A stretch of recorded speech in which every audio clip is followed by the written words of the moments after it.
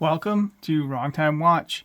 My name is Kevin, and today we're looking at the Citizen Promaster NY0125-83E. Looks like you can buy these watches for around $277. Again, $277.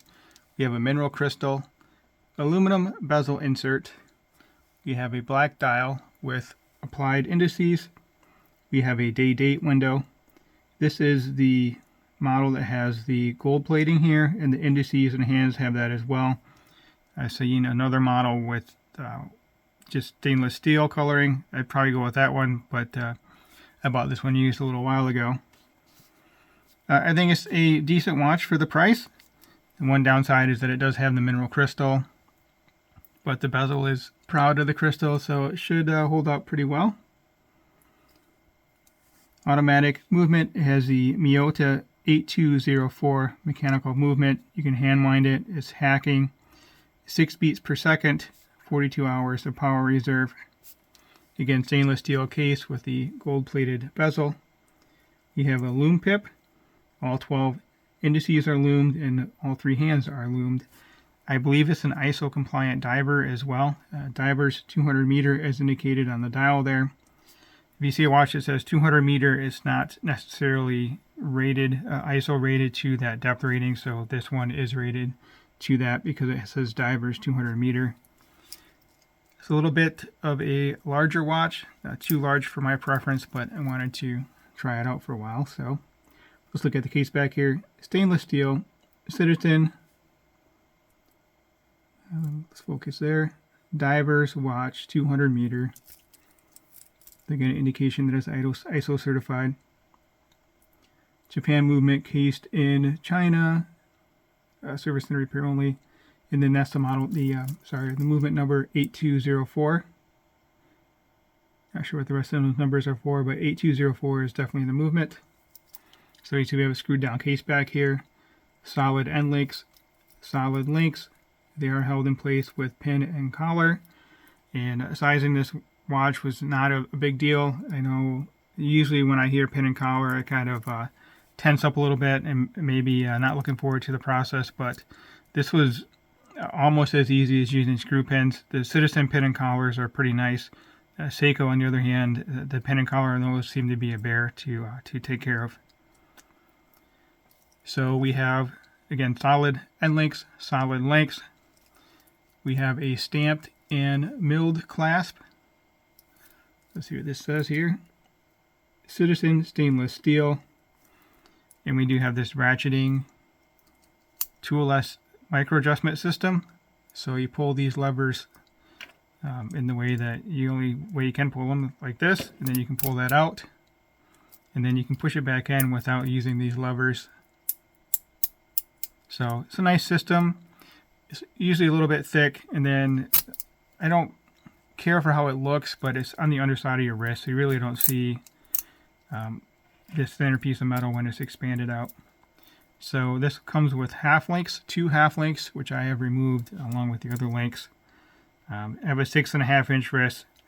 Looks like you could go down to probably 5.5 or 6 inches easily. I think the watch would be a little big for that, but you can still size the bracelet for that wrist size.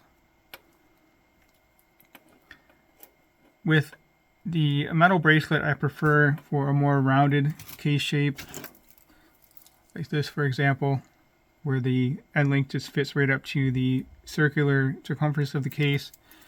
With the straight lugs, I don't care for that on bracelet, but that does look good for having the watch on a rubber strap, leather strap, any kind of strap.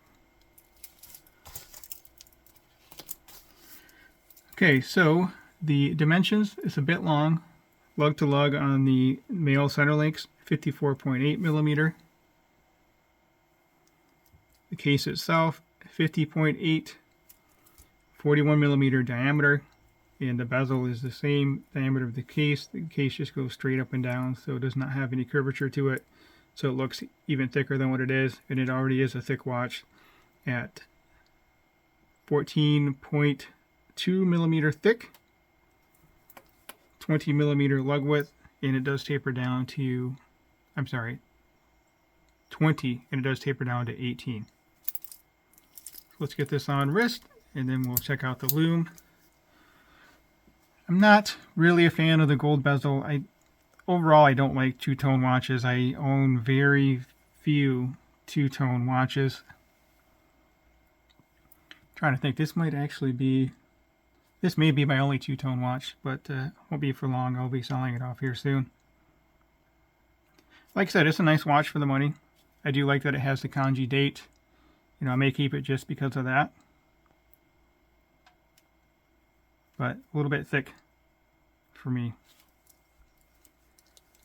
Alright, let's take a look at the Lume. Skipped over a portion of my notes here. It does have a signed screw-down crown. That's a 6.5 millimeter crown. The watch does weigh in at 158 grams, so it is a bit heavy, actually. My Submariner, I believe, is 142 grams, somewhere around there. My Black Bay 58, I know, is 133. So it's a bit hefty of a watch and a bit thick, again, at that 14.1 millimeter thickness.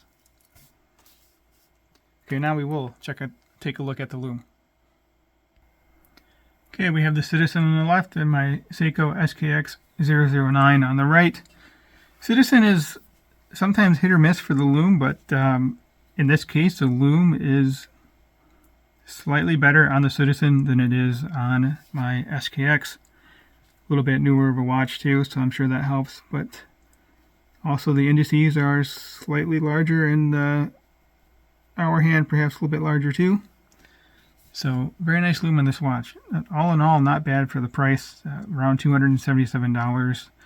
Actually, I think Joma Shop has it for $254. They have the non-two-tone version, so I'd probably go with that. Check out Joma Shop. I think it's about $255.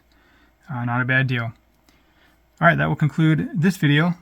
As always, thank you for your time, and thank you for watching.